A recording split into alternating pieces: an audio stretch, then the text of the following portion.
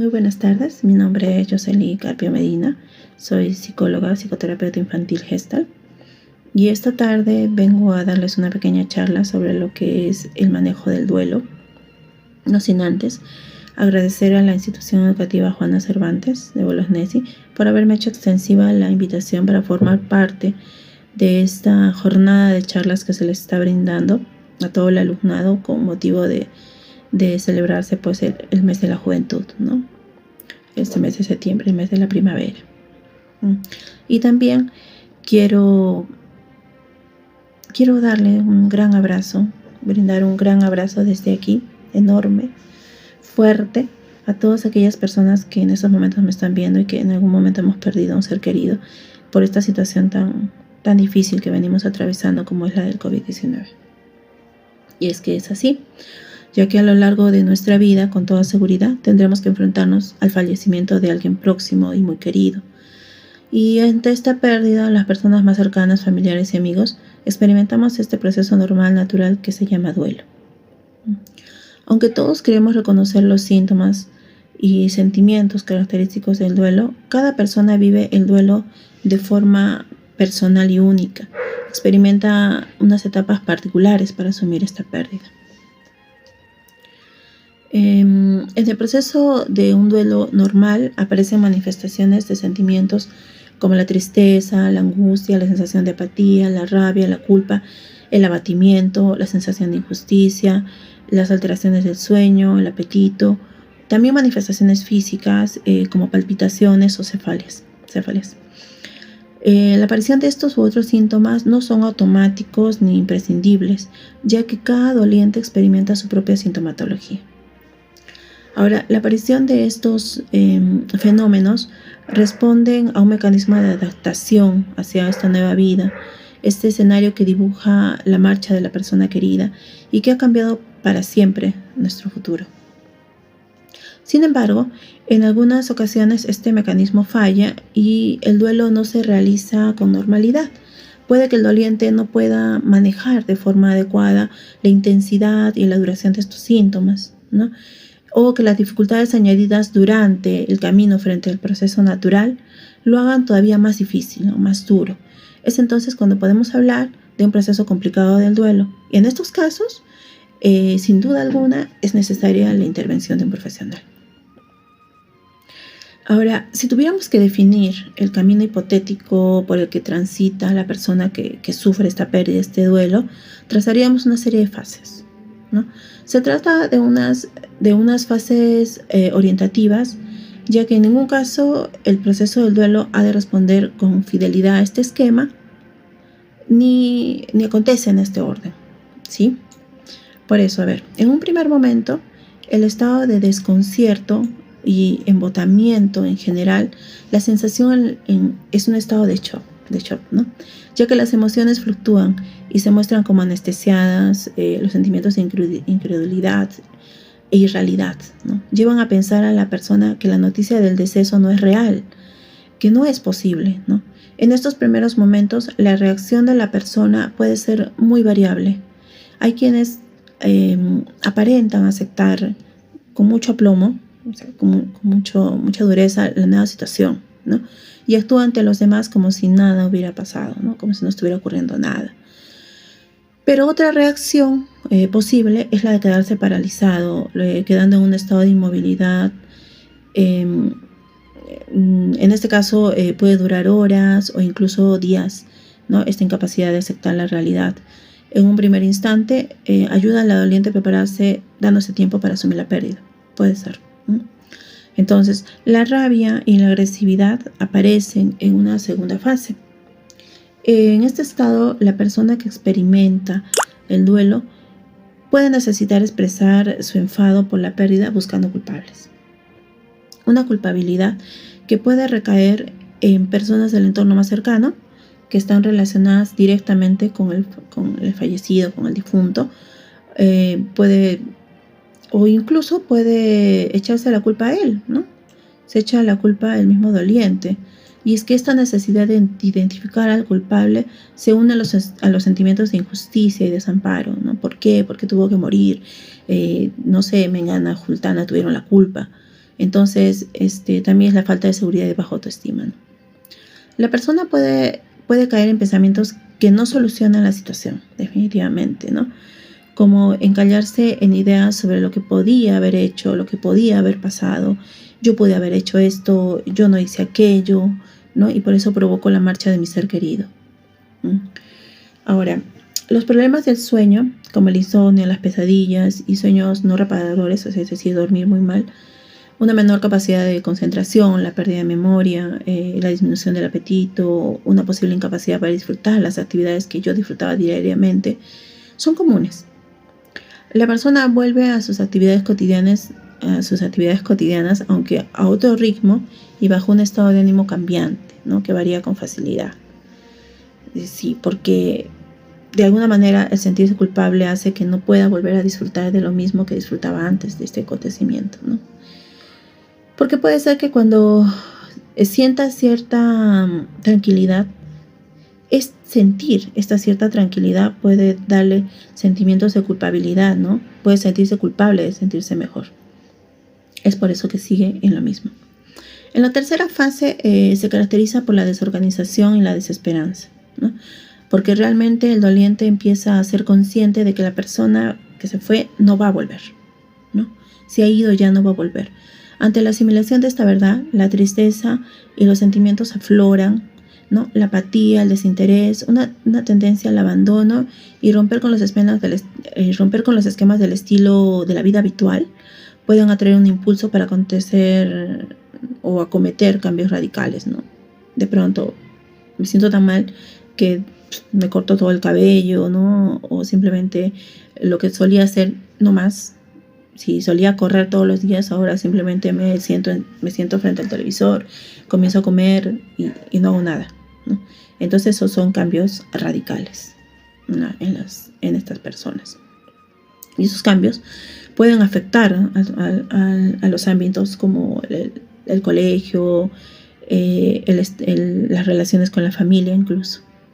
Durante esta fase de desorganización vital, el doliente se encuentra ante situaciones en que cree sentir la presencia también de la persona que se ha ido, ¿no?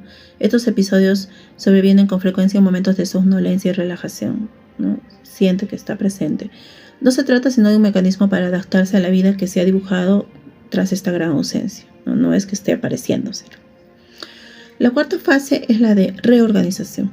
Durante ella surgen nuevos patrones de vida que se adaptan poco a poco y se afronta la situación de pérdida, lo que facilita de esta manera la reorganización. Gradualmente se sentimientos menos intensos y de tranquilidad emocional. Hay una mayor adaptación a la nueva realidad y entonces esta sigue su curso hacia la incipiente normalidad que tenía antes de repente, ¿no? Independientemente de la aparición de estas fases, cada persona necesita un determinado tiempo para seguir su propio camino para superar este vacío tan grande que deja la pérdida de un ser querido, ¿no? Para ello se necesita esfuerzo y determinación y capacidad para no rendirse y lograr avanzar en la reconstrucción de una nueva vida con un nuevo significado, ¿no? Finalmente, se reconoce que este proceso ayuda a madurar y a conllevar un crecimiento personal. Depende también cómo uno lo lleve, ¿no? Y también depende mucho de la disposición de uno mismo para dejarse ayudar y acompañar. Es un proceso largo. En algunos casos, hasta el tercer mes que uno cae en cuenta de que de verdad jamás va a volver a ver ese ser querido y esos sentimientos de desesperanza pueden volver a él, ¿no?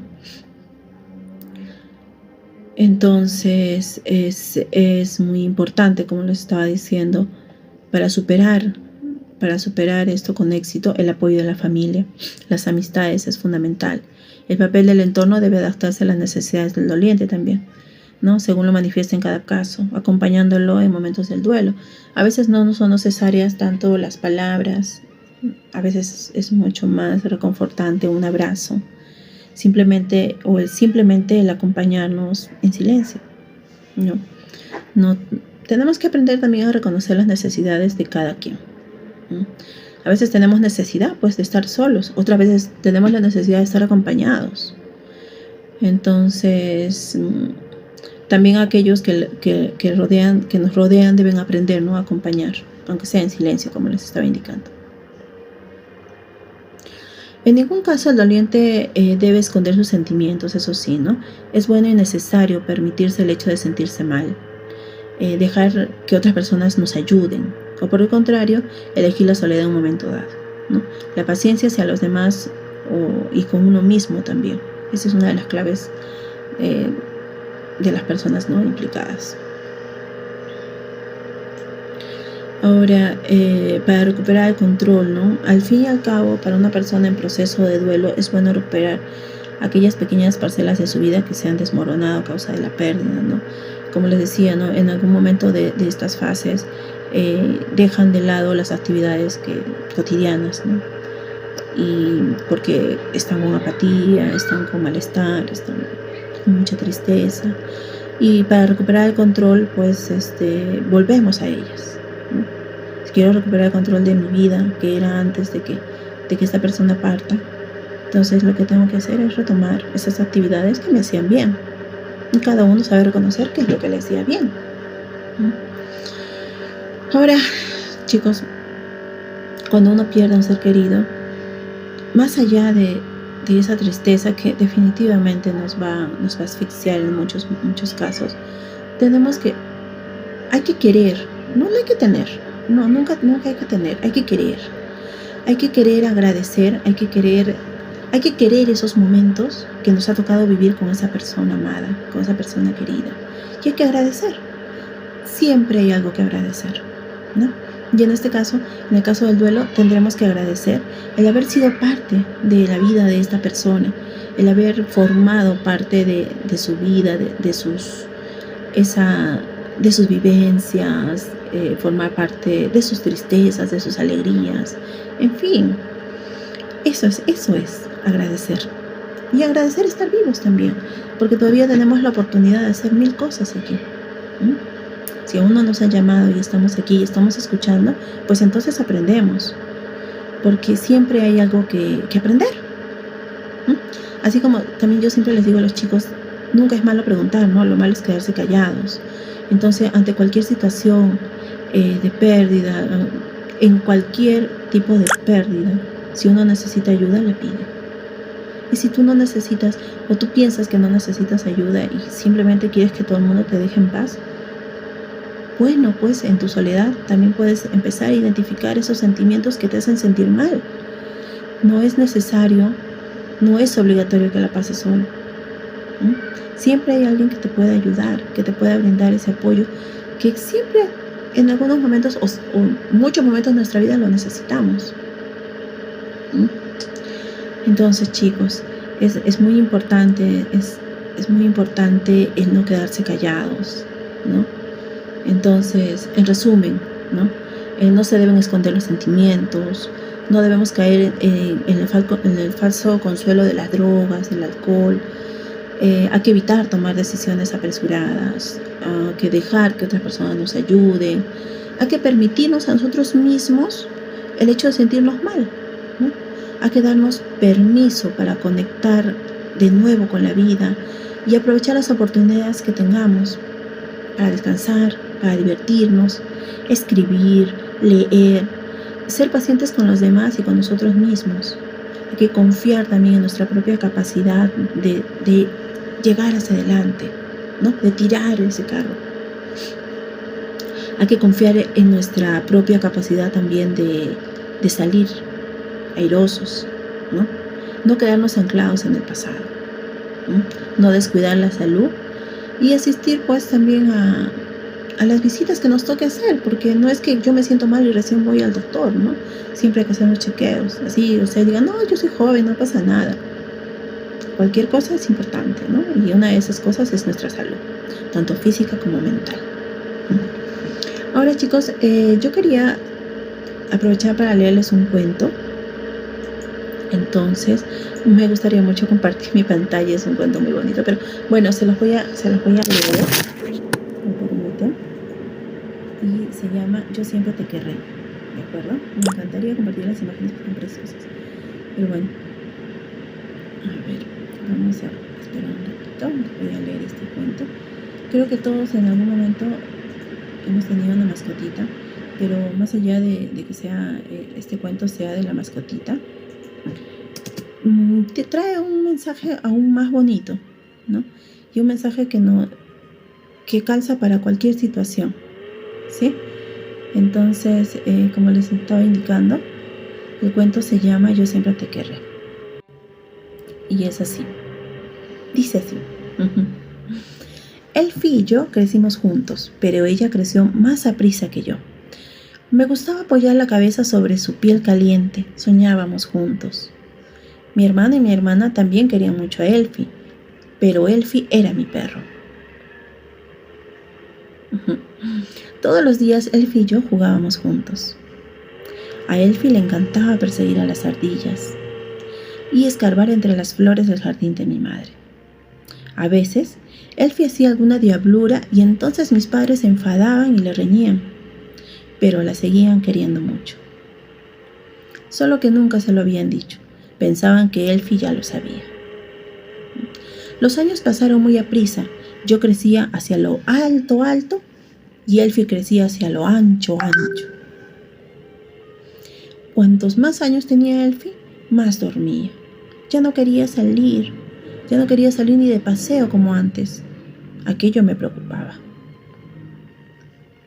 Llevábamos a Elfie al veterinario. No sabía nada. No había nada que él pudiera hacer. Elfie estaba muy viejita, dijo el veterinario. A Elfie cada vez le costaba más subir las escaleras, pero tenía que dormir en mi cuarto. Le puse un almohadón muy blando para que estuviera más cómoda y cada noche al acostarnos le decía, yo siempre te querré. Sé que Elfie me entendía. Una mañana me desperté y vi que Elfie había muerto durante la noche. Entre todos enterramos a Elfie, lloramos y nos abrazamos para consolarnos. Mi hermano y mi hermana querían mucho a Elfie, pero nunca se lo habían dicho. Yo también estaba muy triste, pero me consolaba pensar que cada noche le había dicho, yo siempre te querré. Un vecino mío me ofreció un cachorro. Sé que a Elfie no le hubiera importado, pero le dije que no. Lo que hice fue regalarle la cama de Elfie. Le hacía más falta que a mí. Algún día tendré otro perro, o un gato, o un pez de colores. Sea lo que sea, cada noche le diré, yo siempre te querré. Este libro, chicos, es la historia de Elfie, ¿no? Del mejor perro del mundo. Y también de la profunda amistad entre un niño y un perro. Pero el libro muestra sobre todo la importancia que tiene el expresar nuestros sentimientos. Entonces, con esta pequeña reflexión, ¿no? Y creo que cada uno ya la entendió en su casa. Y es la de que siempre es a conocer tus sentimientos, siempre dile te quiero, te amo. Es una palabra tan bonita, te amo. Y a veces nos hace complicado y difícil decírselo a nuestros padres, ¿no? A veces nos da hasta vergüenza decirle papá te amo, mamá te amo. Y no, está mal. Es ese sentimiento más hermoso del mundo, ¿no? Entonces todos los días, así como este pequeño le decía a su perrito, yo siempre te querré. Aprovechemos cada día que nos queda en este mundo para decirle a nuestros padres lo mucho que los amamos todos los días. Todos los días. Y así también nos acostumbramos a ellos a que nos lo digan a nosotros. Porque a veces los papás no nos dicen que nos aman, no nos dicen que nos quieren. Y no es porque no lo hagan, simplemente porque piensan que ya lo sabemos.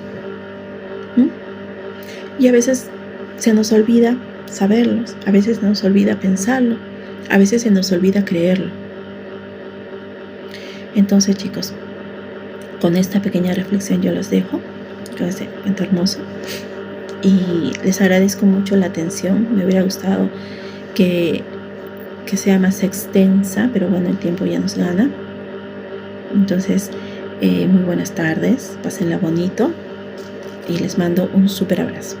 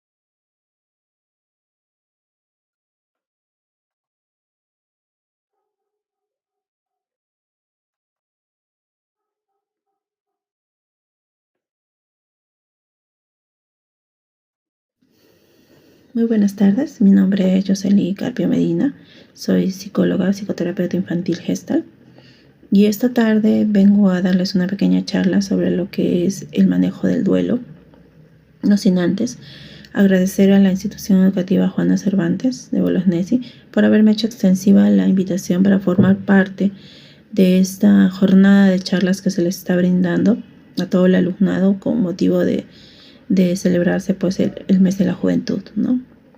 Este mes de septiembre, el mes de la primavera. Y también quiero darle un gran abrazo, brindar un gran abrazo desde aquí, enorme, fuerte, a todas aquellas personas que en estos momentos me están viendo y que en algún momento hemos perdido a un ser querido por esta situación tan difícil que venimos atravesando como es la del COVID-19. Y es que es así, ya que a lo largo de nuestra vida, con toda seguridad, tendremos que enfrentarnos al fallecimiento de alguien próximo y muy querido. Y ante esta pérdida, las personas más cercanas, familiares y amigos, experimentamos este proceso normal, natural, que se llama duelo. Aunque todos queremos reconocer los síntomas y sentimientos característicos del duelo, cada persona vive el duelo de forma personal y única. Experimenta unas etapas particulares para asumir esta pérdida. En el proceso de un duelo normal aparecen manifestaciones de sentimientos como la tristeza, la angustia, la sensación de apatía, la rabia, la culpa, el abatimiento, la sensación de injusticia, las alteraciones del sueño, el apetito, también manifestaciones físicas como palpitaciones o cefaleas. La aparición de estos u otros síntomas no son automáticos ni imprescindibles, ya que cada doliente experimenta su propia sintomatología. Ahora, la aparición de estos fenómenos responden a un mecanismo de adaptación hacia esta nueva vida, este escenario que dibuja la marcha de la persona querida y que ha cambiado para siempre nuestro futuro. Sin embargo, en algunas ocasiones este mecanismo falla y el duelo no se realiza con normalidad. Puede que el doliente no pueda manejar de forma adecuada la intensidad y la duración de estos síntomas, ¿no? O que las dificultades añadidas durante el camino frente al proceso natural lo hagan todavía más difícil, ¿no? Más duro.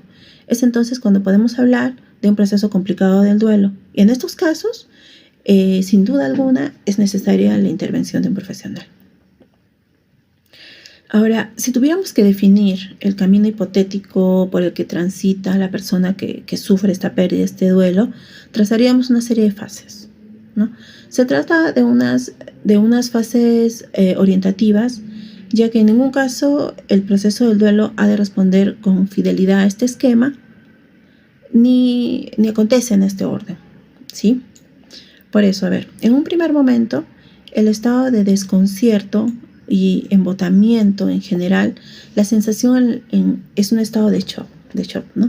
Ya que las emociones fluctúan y se muestran como anestesiadas, los sentimientos de incredulidad e irrealidad, ¿no? Llevan a pensar a la persona que la noticia del deceso no es real, que no es posible, ¿no?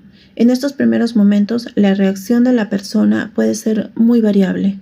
Hay quienes aparentan aceptar con mucho aplomo, o sea, con mucha dureza la nueva situación, ¿no? Y actúa ante los demás como si nada hubiera pasado, ¿no? Como si no estuviera ocurriendo nada. Pero otra reacción posible es la de quedarse paralizado, quedando en un estado de inmovilidad. En este caso puede durar horas o incluso días, ¿no? Esta incapacidad de aceptar la realidad. En un primer instante ayuda a la doliente a prepararse dándose tiempo para asumir la pérdida. Puede ser. Entonces, la rabia y la agresividad aparecen en una segunda fase. En este estado, la persona que experimenta el duelo puede necesitar expresar su enfado por la pérdida buscando culpables. Una culpabilidad que puede recaer en personas del entorno más cercano que están relacionadas directamente con el fallecido, con el difunto. O incluso puede echarse la culpa a él, ¿no? Se echa la culpa el mismo doliente. Y es que esta necesidad de identificar al culpable se une a los sentimientos de injusticia y desamparo, ¿no? ¿Por qué? Porque tuvo que morir. No sé, Mengana, Jultana tuvieron la culpa. Entonces, también es la falta de seguridad y baja autoestima, ¿no? La persona puede caer en pensamientos que no solucionan la situación, definitivamente, ¿no? Como encallarse en ideas sobre lo que podía haber hecho, lo que podía haber pasado. Yo pude haber hecho esto, yo no hice aquello, ¿no? Y por eso provocó la marcha de mi ser querido. Ahora, los problemas del sueño, como el insomnio, las pesadillas y sueños no reparadores, o sea, es decir, dormir muy mal, una menor capacidad de concentración, la pérdida de memoria, la disminución del apetito, una posible incapacidad para disfrutar las actividades que yo disfrutaba diariamente, son comunes. La persona vuelve a sus actividades cotidianas, aunque a otro ritmo y bajo un estado de ánimo cambiante, ¿no? Que varía con facilidad. Sí, porque de alguna manera el sentirse culpable hace que no pueda volver a disfrutar de lo mismo que disfrutaba antes de este acontecimiento, ¿no? Porque puede ser que cuando sienta cierta tranquilidad, es sentir esta cierta tranquilidad puede darle sentimientos de culpabilidad, ¿no? Puede sentirse culpable de sentirse mejor. Es por eso que sigue en lo mismo. En la tercera fase se caracteriza por la desorganización y la desesperanza, ¿no? Porque realmente el doliente empieza a ser consciente de que la persona que se fue no va a volver, ¿no? Si ha ido ya no va a volver. Ante la asimilación de esta verdad, la tristeza y los sentimientos afloran, ¿no? La apatía, el desinterés, una tendencia al abandono y romper con los esquemas del estilo de la vida habitual pueden atraer un impulso para acontecer o acometer cambios radicales, ¿no? De pronto me siento tan mal que me corto todo el cabello, ¿no? O simplemente lo que solía hacer no más. Si solía correr todos los días, ahora simplemente me siento frente al televisor, comienzo a comer y no hago nada, ¿no? Entonces esos son cambios radicales, ¿no? en estas personas.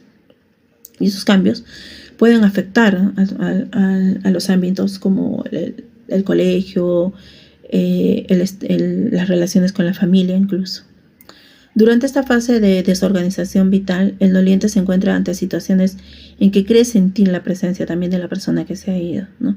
Estos episodios sobrevienen con frecuencia en momentos de somnolencia y relajación, ¿no? Siente que está presente. No se trata sino de un mecanismo para adaptarse a la vida que se ha dibujado tras esta gran ausencia, ¿no? No es que esté apareciéndose.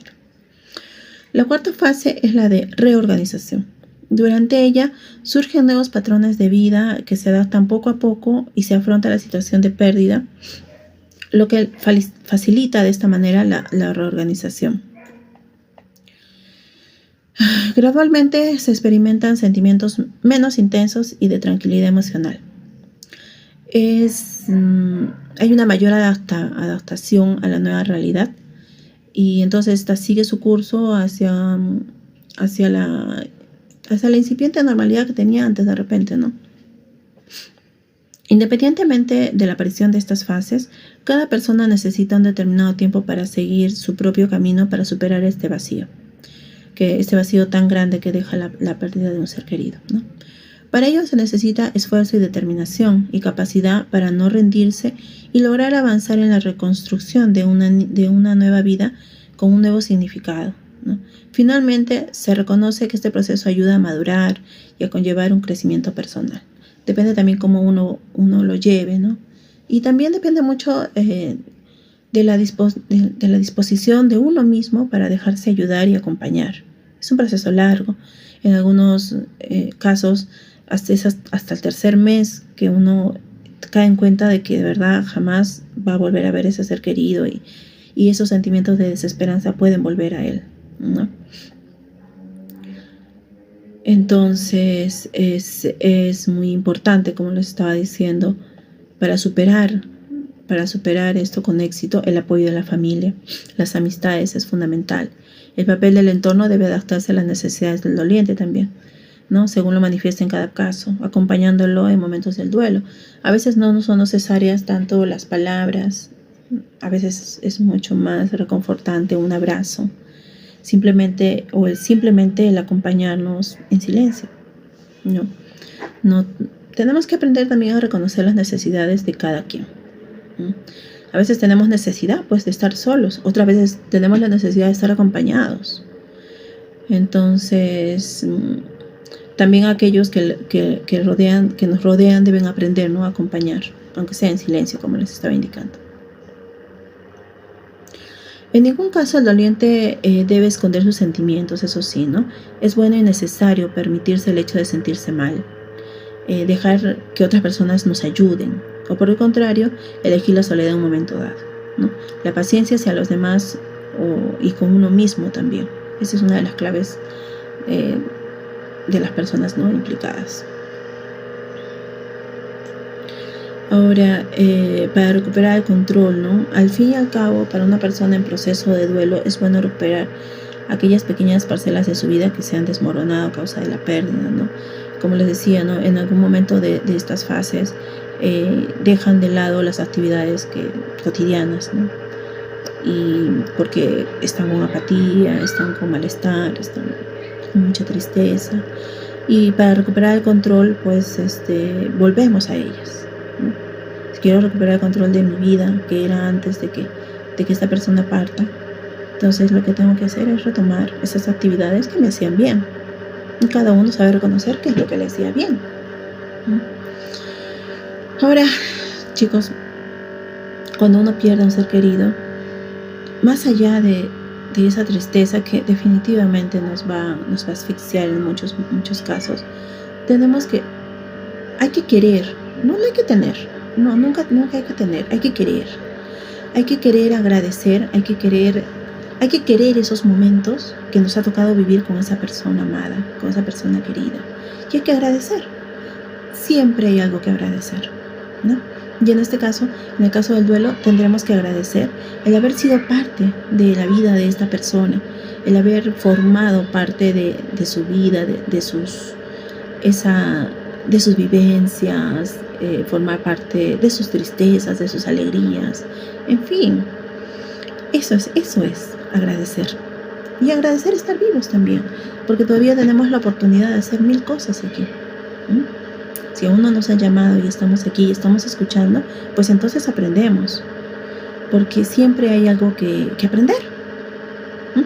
Así como también yo siempre les digo a los chicos, nunca es malo preguntar, ¿no? Lo malo es quedarse callados. Entonces, ante cualquier situación de pérdida, en cualquier tipo de pérdida, si uno necesita ayuda, le pide. Y si tú no necesitas, o tú piensas que no necesitas ayuda y simplemente quieres que todo el mundo te deje en paz, bueno, pues en tu soledad también puedes empezar a identificar esos sentimientos que te hacen sentir mal. No es necesario, no es obligatorio que la pases solo, ¿no? Siempre hay alguien que te pueda ayudar, que te pueda brindar ese apoyo, que siempre en algunos momentos o muchos momentos de nuestra vida lo necesitamos, ¿no? Entonces, chicos, es muy importante, es muy importante el no quedarse callados, ¿no? Entonces, en resumen, ¿no? No se deben esconder los sentimientos, no debemos caer en el falso consuelo de las drogas, del alcohol.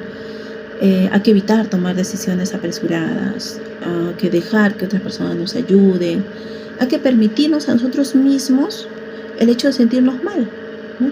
Hay que darnos permiso para conectar de nuevo con la vida y aprovechar las oportunidades que tengamos para descansar, para divertirnos, escribir, leer, ser pacientes con los demás y con nosotros mismos. Hay que confiar también en nuestra propia capacidad de llegar hacia adelante, ¿no? De tirar ese carro. Hay que confiar en nuestra propia capacidad también de salir airosos, ¿no? No quedarnos anclados en el pasado, ¿no? No descuidar la salud y asistir pues también a las visitas que nos toque hacer, porque no es que yo me siento mal y recién voy al doctor, ¿no? Siempre hay que hacer los chequeos. Así usted diga, no, yo soy joven, no pasa nada. Cualquier cosa es importante, ¿no? Y una de esas cosas es nuestra salud, tanto física como mental. Ahora, chicos, yo quería aprovechar para leerles un cuento. Entonces, me gustaría mucho compartir mi pantalla, es un cuento muy bonito, pero bueno, se los voy a leer. ¿Me permiten? Y se llama Yo siempre te querré, ¿de acuerdo? Me encantaría compartir las imágenes porque son preciosas. Pero bueno, a ver, vamos a espera un ratito, voy a leer este cuento. Creo que todos en algún momento hemos tenido una mascotita, pero más allá de que sea este cuento sea de la mascotita, te trae un mensaje aún más bonito, ¿no? Y un mensaje que calza para cualquier situación, ¿sí? Entonces, como les estaba indicando, el cuento se llama Yo siempre te querré. Y es así. Dice así. Elfie y yo crecimos juntos, pero ella creció más aprisa que yo. Me gustaba apoyar la cabeza sobre su piel caliente, soñábamos juntos. Mi hermano y mi hermana también querían mucho a Elfie, pero Elfie era mi perro. Todos los días Elfie y yo jugábamos juntos. A Elfie le encantaba perseguir a las ardillas y escarbar entre las flores del jardín de mi madre. A veces, Elfie hacía alguna diablura y entonces mis padres se enfadaban y le reñían, pero la seguían queriendo mucho. Solo que nunca se lo habían dicho. Pensaban que Elfie ya lo sabía. Los años pasaron muy aprisa. Yo crecía hacia lo alto, alto, y Elfie crecía hacia lo ancho, ancho. Cuantos más años tenía Elfie, más dormía. Ya no quería salir ni de paseo como antes. Aquello me preocupaba. Llevábamos a Elfie al veterinario. No sabía nada. No había nada que él pudiera hacer. Elfie estaba muy viejita, dijo el veterinario. A Elfie cada vez le costaba más subir las escaleras, pero tenía que dormir en mi cuarto. Le puse un almohadón muy blando para que estuviera más cómoda y cada noche al acostarnos le decía, yo siempre te querré. Sé que Elfie me entendía. Una mañana me desperté y vi que Elfie había muerto durante la noche. Entre todos enterramos a Elfie, lloramos y nos abrazamos para consolarnos. Mi hermano y mi hermana querían mucho a Elfie, pero nunca se lo habían dicho. Yo también estaba muy triste, pero me consolaba pensar que cada noche le había dicho, yo siempre te querré. Un vecino mío me ofreció un cachorro. Sé que a Elfie no le hubiera importado, pero le dije que no. Lo que hice fue regalarle la cama de Elfie. Le hacía más falta que a mí. Algún día tendré otro perro, o un gato, o un pez de colores. Sea lo que sea, cada noche le diré, yo siempre te querré. Este libro, chicos, es la historia de Elfie, ¿no? Del mejor perro del mundo. Y también de la profunda amistad entre un niño y un perro. Pero el libro muestra sobre todo la importancia que tiene el expresar nuestros sentimientos. Entonces, con esta pequeña reflexión, ¿no? Y creo que cada uno ya la entendió en su casa. Y es la de que siempre es a conocer tus sentimientos, siempre dile te quiero, te amo. Es una palabra tan bonita, te amo. Y a veces nos hace complicado y difícil decírselo a nuestros padres, ¿no? A veces nos da hasta vergüenza decirle papá te amo, mamá te amo. Y no, está mal. Es el sentimiento más hermoso del mundo, ¿no? Entonces todos los días, así como este pequeño le decía a su perrito, yo siempre te querré. Aprovechemos cada día que nos queda en este mundo para decirle a nuestros padres lo mucho que los amamos todos los días. Todos los días. Y así también nos acostumbramos a ellos a que nos lo digan a nosotros. Porque a veces los papás no nos dicen que nos aman, no nos dicen que nos quieren. Y no es porque no lo hagan, simplemente porque piensan que ya lo sabemos. Y a veces se nos olvida saberlos, a veces se nos olvida pensarlo, a veces se nos olvida creerlo. Entonces, chicos, con esta pequeña reflexión yo los dejo con este cuento hermoso. Y les agradezco mucho la atención. Me hubiera gustado que sea más extensa, pero bueno, el tiempo ya nos gana. Entonces, muy buenas tardes, pásenla bonito y les mando un súper abrazo.